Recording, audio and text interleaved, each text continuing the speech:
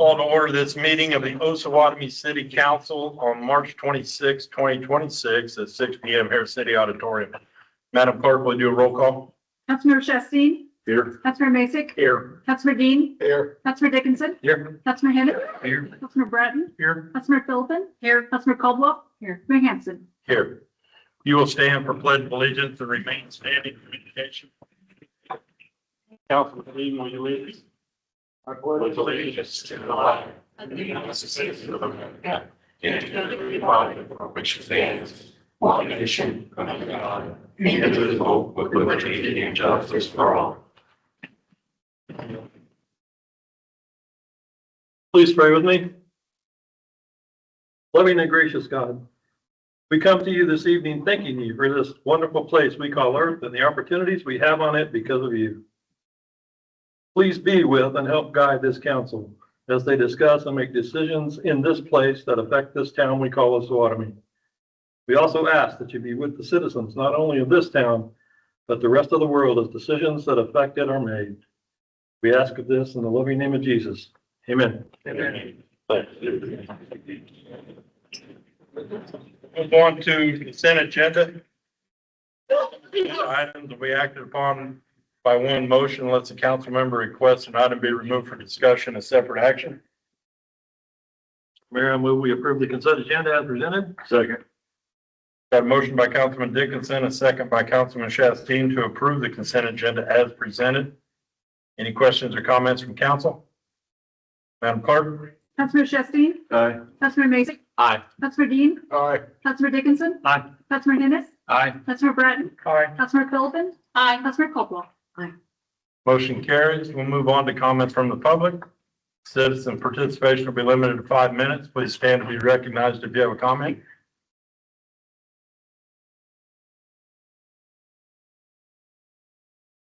Name's Ian Day.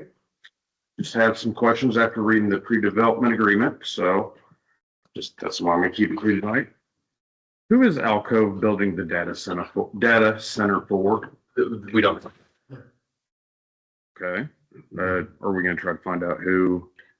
Right now, it's they're in the pre-development phase, so it's been put out there. They'll find someone who is interested in leasing space in it, but it could be any number. It could be a single company. It could be a number of different companies. So, but we don't know. I figured they'd find somebody before they started building. But yeah, thank you. Who is going to be providing the electricity? Most likely it'll be Evergy. Evergy. Okay. Why are they asking for up to 1 million gallons a day if it's a closed loop system? The system hasn't been finalized yet, but they said at that 150 megawatt size, you know, that they anticipated needing up to 1 million gallons. Okay. The question I do have is, does the community have a say in the final decision?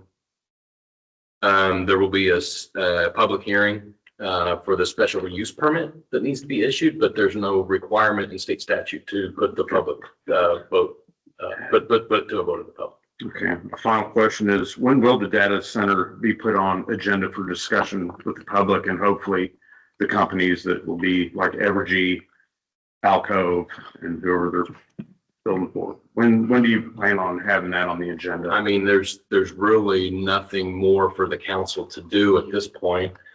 They've got up until the end of June to make a decision if they want to continue with the pre-development agreement and have sole access to develop those 2 parcels. If they elect to continue, they will write us a check annually in July for roughly $30,000. But until there's actually a site plan that needs to be put forth to the planning commission, there's nothing for the city council to discuss. Okay. Thank you for your time. Thank you. Thank you.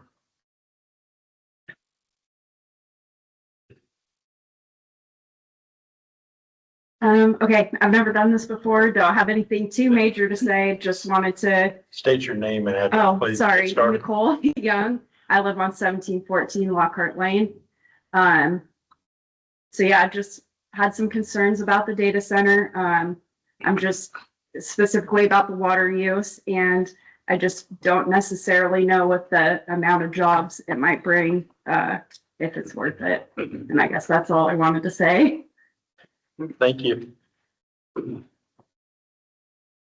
Any other public comment? Good evening. My name is Chris Bowles, 30750 Osawatomie Road.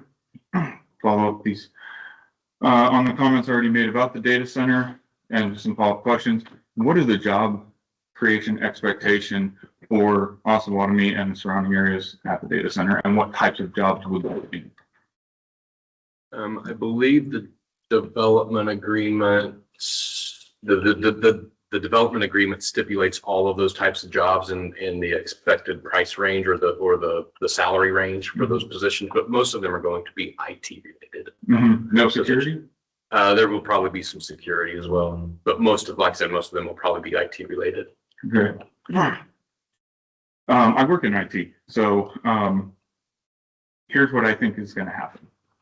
Just for those of you who haven't had any experience in that space, the IT jobs will be outsourced, whether it's going to be to Colombia, Mexico, India, or somewhere here in the U.S. It's going to be network infrastructure engineers, and the people that you're going to have locally are going to be electricians, and they're going to be plumbers. Anybody that's going to be needed on site. Talk about the tax abatement. I'm gonna put that aside, but keeping that in mind, most of the parts that are going to go into that data center are going to be replaced within 5 years, because that is the average lifespan of any server rack or server itself. Now, if this is going to be an AI data center, this is going to be more around GPUs. They're probably going to come from NVIDIA, and that's what's going to be heavy load on the resources and utilities here. Data centers exist all over this country. Most of them are not AI data centers. The data center itself, it can fit in the size of our pockets, right? It's our cell phones. You can literally run a web server from your cell phone. But here's where I think this is going to occur, what's going to occur over the next 5 years, maybe 10, depending on the administrations that we have. We're going to see the development of autonomous robots, and those robots are actually going to be the things that are inside these data centers that are going to be changing out the servers and the server racks themselves, as well as the cables. So any jobs that exist there, they're not going to be there. As far as security goes, depending on the size, 300 acres, depending on how much staff you think you'll need for that, that's going to be outsourced. And depending, again, upon the situation and the administration, I believe that if Pete Hegseth gets his way, the Department of Defense is going to be the ones controlling the security for these data centers, because they will classify data centers, especially AI data centers, at the level of high-level security infrastructure for this country. So those will be outsourced to the Department of Defense, and the Department of Defense is going to come in, and they're not going to put their mercenaries in. I mean, they will for a short time. But what's going to happen after that is they're going to use companies like Xtend, which is an Israeli-based drone company, to monitor it. Now, they're going to have security cameras set up. They're going to have motion detection. They're going to have night vision. They're going to have thermal sensors. They're going to have advanced facial recognition that's going to be tapped into every state and federal government database. And it's going to primarily, it's not going to just be facial recognition. It's going to be vehicle recognition. Right? This is a huge invasion of privacy for everybody around us, including everyone here at this table. And eventually, it could turn into looking like a prison. Right? If the Department of Defense is really the ones who are going to be securing these places, you can expect to see barbed wire fences around it, steel foot poles, steel foot fences, 10 feet high, 10 feet into the ground. This is the way Cerner built its data centers, both in Lee Summit and North Kansas City. And if it really got bad, okay, thank you. If it really gets bad, you could see turrets on these things. And I'm not kidding. That's how serious the administration in this country is going in the advancement of the direction of AI. I am not against AI per se. I just don't believe that this town, this community, this county, and these people, I don't believe that we want to be the supporting backbone for what that's going to become. Way of life changes, and it has every decade and every century in this country. I'm not here to stop that, but I am here to say that there's a way of life that this county and this town wants, and it does not involve something like that. Thank you. Thank you. Any other public comment? Yes.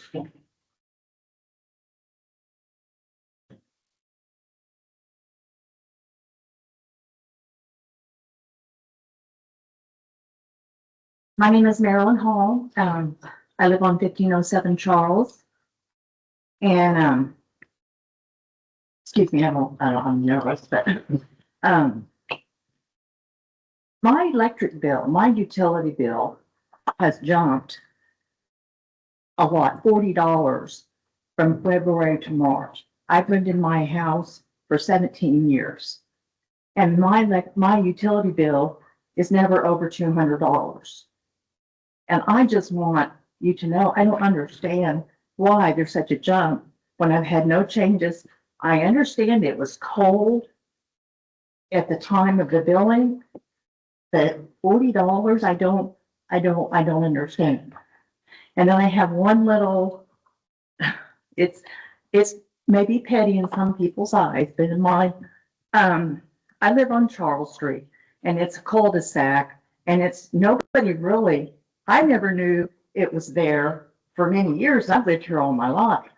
Well, when they painted the pedestal, they didn't paint the word Charles on there. So I have tried to put in electronic work orders, and your system is not very user-friendly at all. I tried to use it. I end up having to call and end up getting, if I want a pothole fixed, because I do want to use it. I do want to get on there and put in the work orders. But I know it's little, but the little things mean a lot. But I was just, people can't find, get on GPS and they're looking for Charles and there's no Charles. So anyway, thank you for listening. Thank you. Well, you got that noted, I guess, look at that. And I don't know if we could go back and look utility wise, if there was a increase in the, Yeah, for sure. in the usage Yeah. or in the price too. Not right now. Water, electric, or? Right. Electric.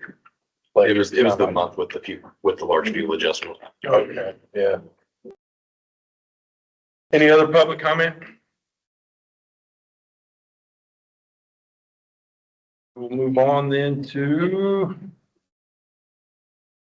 looks like we have no public hearing, presentations, proclamations, and appointments. Item A, Trails Commission, looks like Shay Hanysak appointment to the Trails Commission expiring in 2028. You need a vote for each one of them? Probably vote for each one.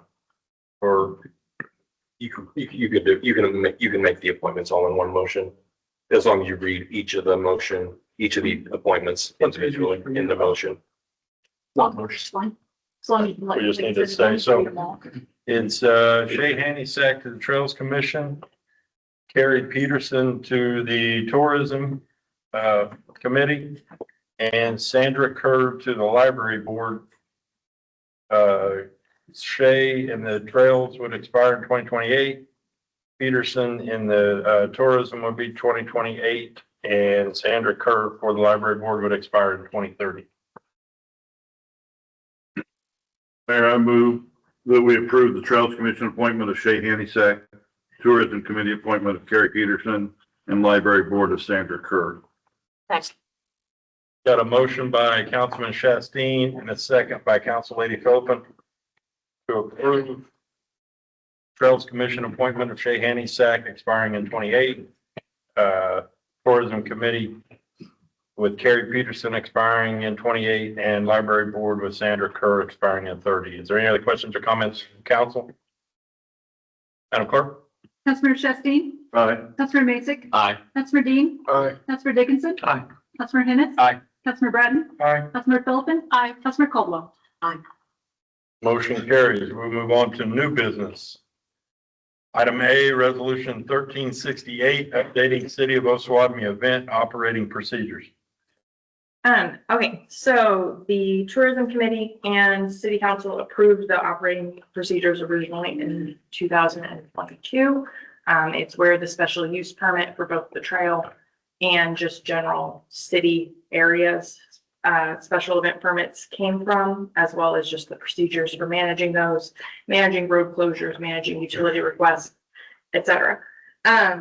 Tourism over the last couple of meetings has gone through all of those procedures and proposed some updates that they think will make it a little bit easier to manage those special event permits. One of the biggest updates is introducing something called pre-approved or reoccurring tourism events. These are events that are either the signature events put on by tourism or other city boards, or events that are long-standing community events like alumni. And there's a list. If you approve the updates to the event operating procedures, then there's a list in the next item of what those could be. And then I'm happy to answer any other questions about what tourism updated.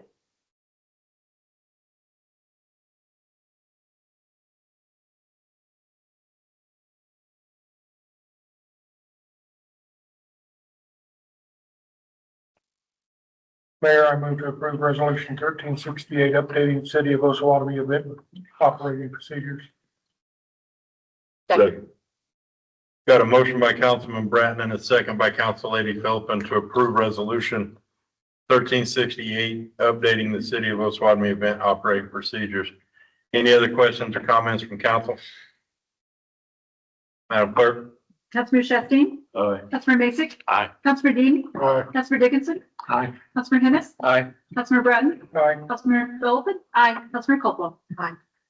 Motion carries. We'll move on to item B, resolution 1369, approving the 2026 pre-approved or reoccurring tourism events.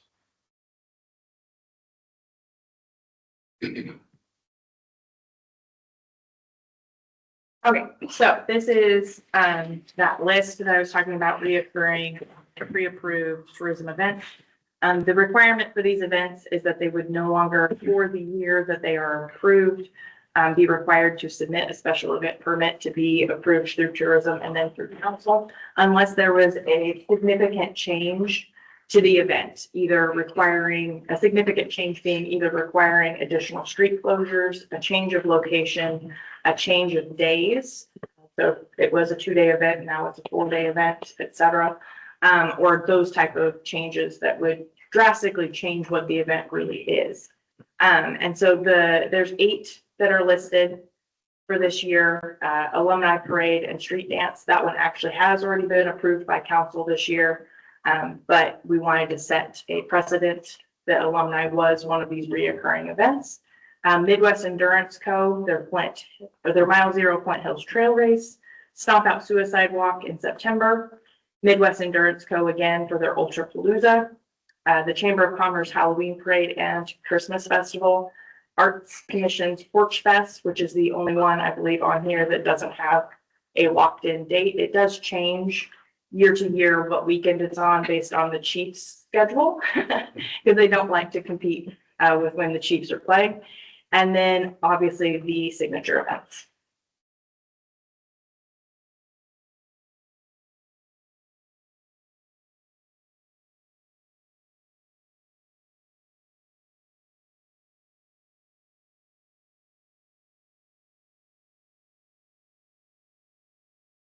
Question on, because on the alumni dance, Mhm. we'll still have to run a permit though to have an ordinance, correct, because of the CBA. Yes. Yes. Anything requiring the state permit will still have. Approval, we just have to still run it through here. Yep. It just won't require the special event permit unless it's changing significantly.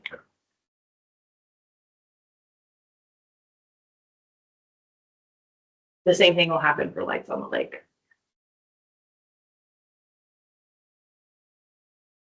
Mayor, I move we approve resolution 1369, approving the 2026 pre-approved recurring tourism events. Second. Got a motion by Councilman Shasteen, a second by Councilman Hennis to approve resolution 1369, approving 2026 pre-approved for reoccurring tourism events. Is there any other questions, comments from council? Madam Clerk? Councilmember Shasteen. Aye. Councilmember Mason. Aye. Councilmember Dean. Aye. Councilmember Dickinson. Aye. Councilmember Hennis. Aye. Councilmember Bratton. Aye. Councilmember Philippin. Aye. Councilmember Caldwell. Motion carries. We'll move on to resolution 1370, approving the electric report from 2025. Mr. O'Shaw. So I'm just gonna kind of skim through it, hit some highlights, and I'm gonna throw a bunch of numbers at you. So if you need some explanation on something, or want me to slow down and explain something, just let me know. So starting on page 2, the description of the system. So it was established in 1939. We currently have 2,080 electric meters. In 2025, our average hourly load was 4.5 megawatts and our peak was 9.5. In 2024, we hit our historical peak of 10.2 megawatts. And the city currently has 2 different voltages, 4160 and 12470. The 2 interconnect with Evergy and operate 3 substations and serve about 4,200 residents. At the end of 2025, we own and operate 12 megawatts of on-site diesel generation. And with our power purchase agreements, we can supply 21.25 megawatts during the summer and 20.25 megawatts during other periods of time. At the bottom of page 2 is that breakdown kind of generation. You see the 6 CATs, each listed at 2,000 kilowatts or 2 megs apiece, and then the solar at 4,950 or 4.95 megawatts. In December of 2015, we issued revenue bonds to install those 6 CAT generators and build the new substation at 9th Street to convert the town to the more efficient 12470 voltage. At the bottom of page 3 is the financial breakdown from that project. On page 4, electric production, you see in 2025, we generated 10.8 million kilowatt hours. All of that, but 12,000 was from the solar field. And you can compare that to 2024, that was only 104,000. So then we purchased 29 million megawatts and we sold to our residents 35 million megawatts and back to the market through SPP almost 5 million megawatt hours. Most of that was the overproduction of the solar that was producing more than we were consuming in town. And then you see that consumed by solar, that is a new category, and that's important because when the solar is not producing power, we're still sending power out there to energize transformers and stuff for it to be able to push back. So we produced 10 million kilowatt hours out there. We only consumed about 26,000. So, but unfortunately that does add to our loss. You see our loss is now at 11.7. Compared to last year, it was 9.18, but that number is a little off because we had 2 months worth of free energy off that solar while they were testing it in October, November, that we did not get charged for and they did not count. So basically 2 months of free energy that we didn't have to count, so it didn't go against our loss. So that 9.18 is a false number from 2024. The 11.7 we'd like to get down. We want to be down around 8%, but the way our system is designed, that's probably not going to happen. Since we have those large transformers out at the solar that we have to energize all the time, that accounts for some of that loss, and the generators, the transformers for the generators that aren't being used all the time, but we have to have them in case we do need them. It's a small price to pay for what we get off the solar and what we get off the generators, but it does account for that loss. I'd rather have that loss than a revenue problem with a metering issue or a billing issue, or bad connections that cause heat and cause equipment to burn up. So that loss, it's acceptable. In the middle of the page, again, at 2025, it shows our peak demand was 9.5 megawatts. That's a decrease from last year of about 1%, but our average went up to 4.5, and that is about 47% of our peak. On page 5 is a breakdown of the resources. You see the solar and GODA, SPA, and WAPA, how we get to that 21.25 megawatts in the summer. So GODA contract is our biggest contract, and that is extended. We extended it last year, in 2025 for another 25 years. SPA expires in 2034. WAPA expires in 2054. Moving on to page 6.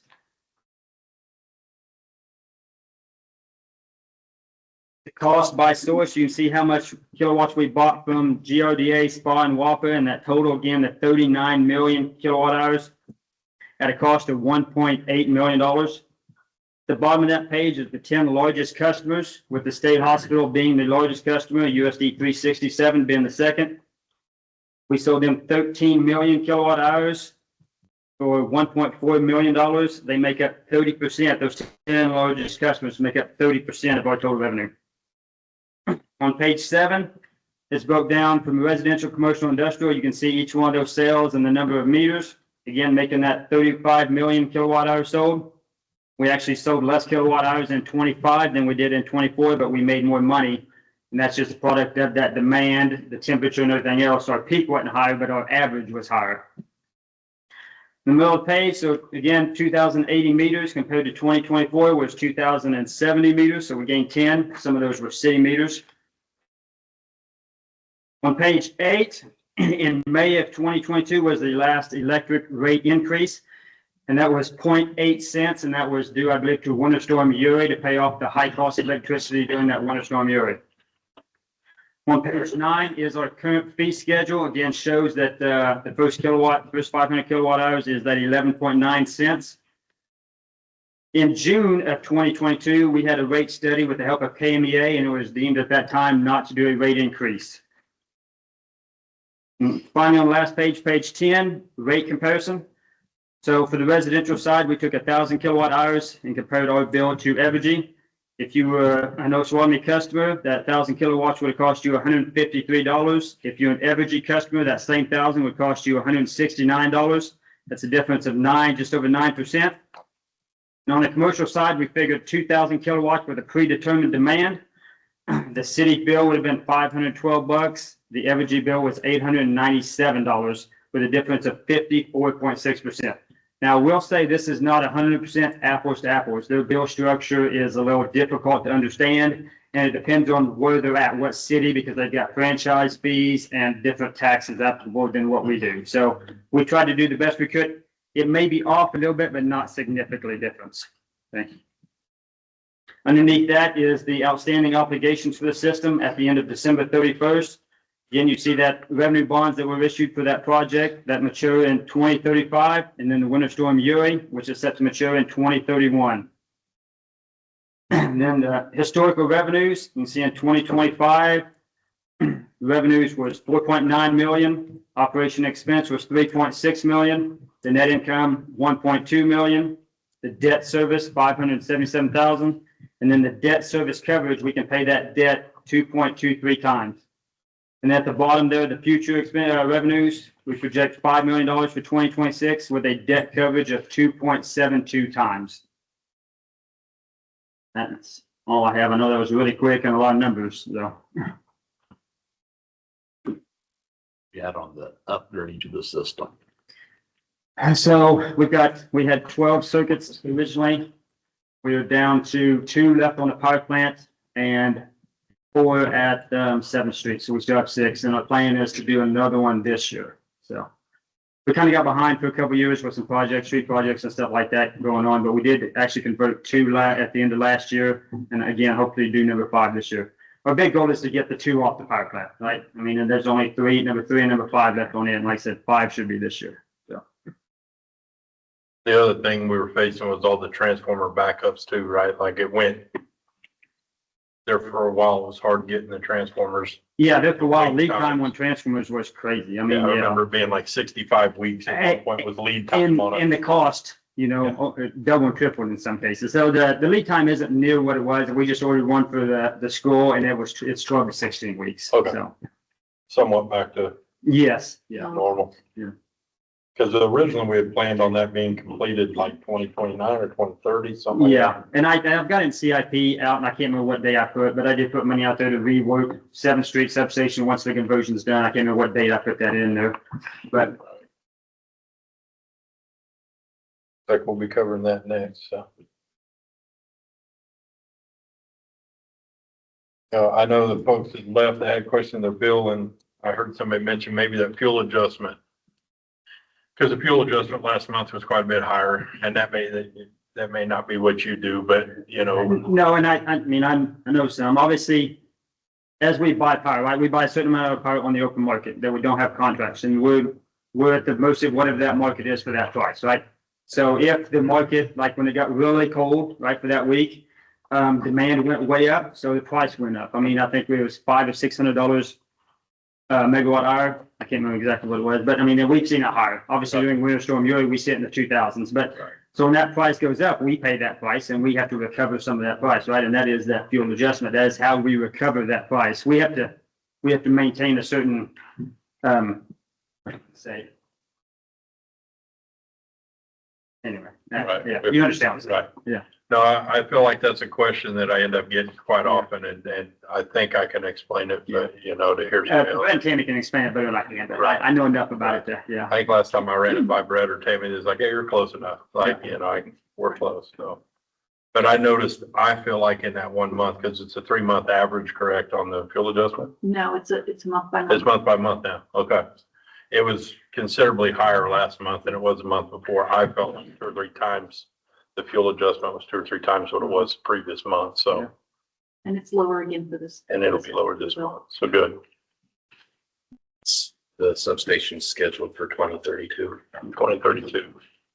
And that would be kind of your plan then to have all the circuits upgraded by 2032 Yeah. now? Yeah. Okay. Any questions or comments for Terry?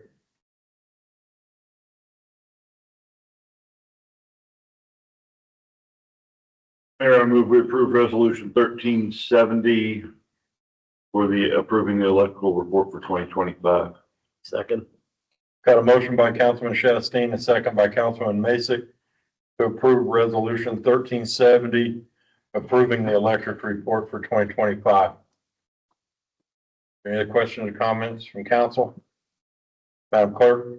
Councilor Shastine, Aye. Councilor Masick, Aye. Councilor Dean, Aye. Councilor Dickinson. Aye. Councilor Hennis, Aye. Councilor Bratton, Aye. Councilor Phillips. Aye. Councilor Caldwell. Motion carries. We'll move on to item D. Resolution 1371, adopting the capital improvements plan, from 2027 to 2031. So the CIP is a document that we review every year prior to getting started into the budget season. Each department head takes a look at what they've placed in the CIP, evaluate, was that CIP item addressed in the prior year budget or the current year budget? Has it been replaced or taken care of? And then assesses each of their department needs for any new CIP items that need to be placed into the plan. But at the end of the day, we capture anything $5,000 in cost and higher, and it's related to facilities, infrastructure, equipment, and technology. I would like to emphasize that it is just a plan. There's for 2027, if we were in a position where we could do all of the things in 2027, it would be to the tune of $4.4 million. Well, our valuations we're not growing fast enough to handle that, and we're not going to incur those kind of debts to replace those equipment. So we do it as we can, and then we reassess every year. But once the council approves this is effectively telling the department heads that the council is in agreement that these things are needs of the city or of the community. And then we work in the budget process to try to program those CIP items into the budget as we can. So with that, I would answer any questions you might have. So as you go through this, we say, we understand that these are the items that are needed over the period of time. How do you assess what you're going to actually? Well, some of it is, how critical, how immediate is the need. We got a dump truck and a street sweeper that are literally on their last leg. We will likely be bringing some sort of a request or resolution to the council here in the next 3 months to purchase a new dump truck and most likely just lease a street sweeper. Need is obviously one function, and how often is that piece of equipment breaking down? How much maintenance dollars are we spending on it? At some point it doesn't make sense to continue to pour dollars into an old piece of equipment when you can go out and buy something new that's much more reliable, much more dependable, and under warranty. So We've got a street assessment program that we'll go through and we'll evaluate the streets. We don't have streets in this CIP document yet, but that's a goal that I have to get those streets listed in here and try to program out when those would be replaced. But at the end of the day, it's, what can we afford and what is the most urgent and pressing.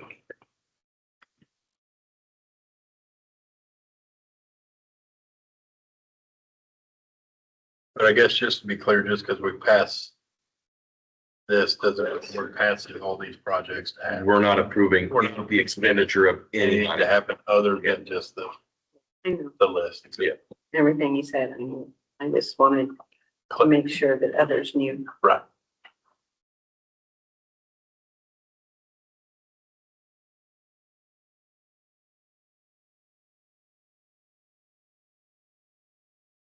Mayor, I move to adopt the capital improvement plan for 2027 to 2031, resolution 1371. Second. Got a motion by Councilman Bratton and a second by Council Lady Philpin to approve resolution 1371, adopting the capital improvements plan for 2027 to 2031. Any other questions or comments from council? Madam Clerk? Councilor Shefty, Aye. Councilor Mason, Aye. Councilor Dean, Aye. Councilor Dickinson, Aye. Councilor Newman, Aye. Councilor Bratton, Aye. Councilor Sullivan, aye, Councilor Caldwell. Motion carries. We'll move on to council reports. I will start to my right. Council Lady Caldwell.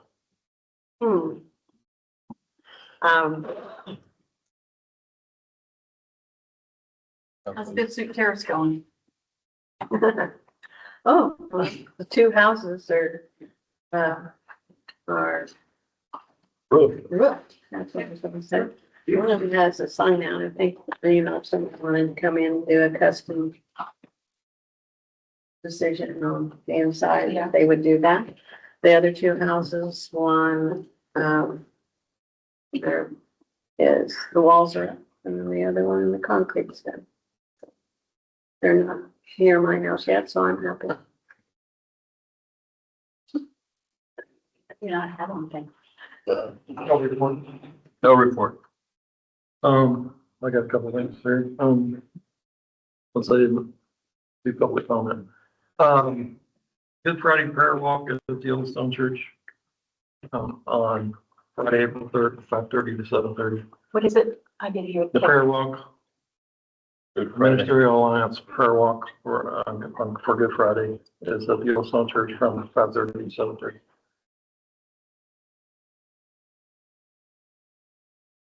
I was taking place of the Ministerial Alliance person for the day.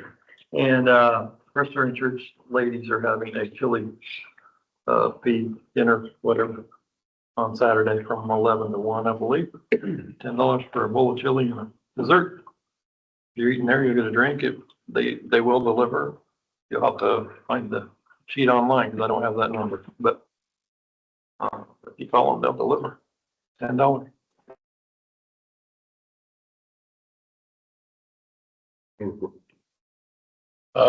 We had our first meeting with the Pride Committee down in the park this week so that we could start trying to set up a plan for this year on items and things we would like to see the Pride Committee do. So if you got any suggestions, Jeff Dorsett is our new president of the Pride Committee. Yes, he is. And as far as the alumni dance, I guess Kevin, I thought would tell us, he told us Wednesday that there will no longer be a stage blocking the Fifth. The plan is currently the stage will disappear from Fifth Street this year. We're actually going to set up with DJs.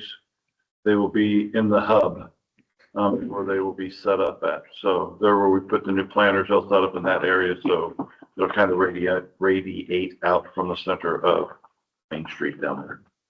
So let's just hope for good weather on Memorial Day weekend. If bad weather, we'll be in here. I don't believe I have anything else. I have a couple of items. Pride Project. The arch going into the park on 10th Street could use a fresh coat of paint, maybe some scraping and It was discussed that will happen, I believe. good. All right. Great minds think alike. There were 2 new home permits issued this week, one in the 300 block of Reed and one on Pacific Court over there in Slangham Heights. It's the lot that Kirk and Sheila Wright own, Kirk and Sheila Wright owned. That is a custom home for a couple moving back to the community from Colorado. And then update on Memorial Hall. I've requested that the owner of the building that we're currently using for municipal court put us on a potential hold to extend the lease 1 more month. I have requested the contractor to price extending the restoration work into the gathering space where we always have our meetings. It doesn't, to me, I think we would be greatly disappointed if we did all of the work we've done thus far in the kitchen, in the bathrooms, and the entryway, and then left the old suspended ceiling, the old flooring, and all of that, left that undone. So I've requested a price. And once I have that, I will bring that back to the council. And if we can figure out how to pay for it, I would like to bring a resolution to the council and request that we take that action. While the contractor is still engaged and mobilized, it would be a lot cheaper now to do it than it would to turn around and do it next year. And that is all I have. I have a couple things, few council meetings back, council approved the mill and overlay for 2026. That bid will be opened April 8th. And so we'll be back shortly after that for the review the bid and select contractor. Cost share grant for sidewalk and the 400 and 500 block of Brown has been submitted. And this week we did order a new motor for the levee pump that is over to the south of Carolyn Hughes, and that is being worked on now to be replaced. Could you give everybody a quick reminder of what streets were on that mill and overlay? Yes, so it's Pacific 7th to 12th, and then an addendum potential for Brown 1st to 6th, depending on prices. We are going to reach out or have reached out to the engineer to see if we should add a 3rd addendum for a micro mill, specifically on Brown. It's mill light, basically, but the same asphalt is then replaced. The concern is with the price of oil that those asphalt prices are going to come back too high for us to be able to do both streets without a micro mill. So if we add an addendum to the bid to get the prices for a micro mill, then we may still be able to do both for the price. It'll at least give us the information to make a decision. Okay, I'm gonna, what's a micro mill? So instead of going 2 or 3 inches and then replacing that, you mill less and replace less, but it still gives a new surface. It's just not quite as deep. So does it last as long as the other, or is it gonna need to be replaced quicker? So it'll last the same length that a 2 or 3 inch mill would. It's the exact same kind of asphalt, basically. It's a slightly different mix, but it's gonna have the same longevity. It's just not as deep. And it's really only a good candidate for streets that don't have a lot of base failure or a lot of issues in them. And both Pacific and Brown are still in, the bases are still in relatively good condition. So it's definitely something that could be a possibility. I'm waiting to hear back from the engineer on whether they agree or not that those streets are a good candidate for that. I think that they are. And if they do, then we'll have that addendum onto the bid, which might push the bid out to the next week to give contractors enough time if they feel like that's needed. But hopefully we can keep the same date and then just add that as an addendum. And mostly it's just for information, so we can see the prices and make a decision on it. I think that's a good idea. It was breathtaking. Well, I gotta give him That's credit. so great. It's a similar process to what the contractor did on 169 last summer. That was a micro surface project.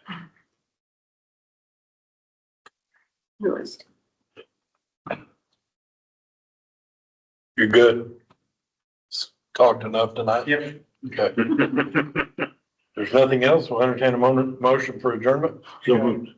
Got a motion by Councilman Shasteen and a second by Councilman Bratton for adjournment. All in favor, aye. Aye.